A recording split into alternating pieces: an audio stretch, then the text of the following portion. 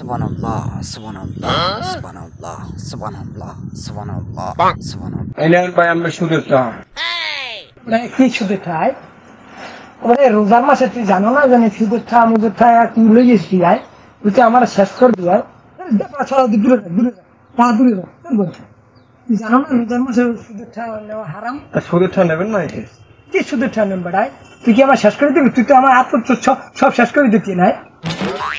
এবার দা সুদের ঠা নেওয়া তাই গেলাম তাই এবার খারাপ এদিকে